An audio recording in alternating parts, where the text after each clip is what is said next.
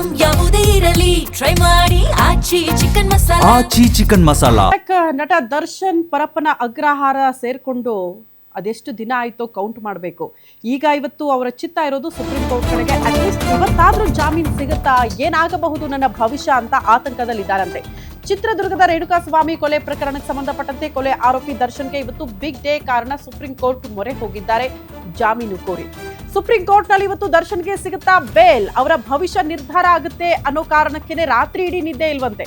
Sessions court ನಲ್ಲಿ ವಿಚಾರಣೆ ವಿಳಂಬ ಅಂತ ಸುಪ್ರೀಂ ಕೋರ್ಟ್ ನ ಮೊರೆ ಹೋಗಿದ್ದಾರೆ ನಟ ದರ್ಶನ್. ಜೊತೆಗೆ ಸಹ ಕೈದಿಗಳಿಂದ ತೊಂದರೆ ಆಗ್ತಾ ಇದೆ ಅಂತ ದರ್ಶನ್ ಕೇಳಿಕೊಂಡಿದ್ದಾರೆ.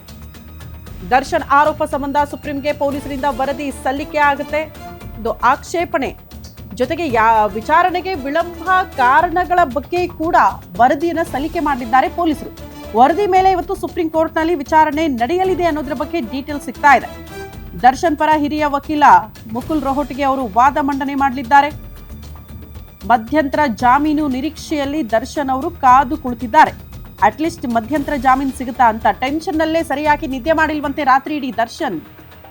ಟೆನ್ಷನ್ ನಲ್ಲಿದ್ದಾರೆ, ಏನಾಗುತ್ತೆ ಅಂತ.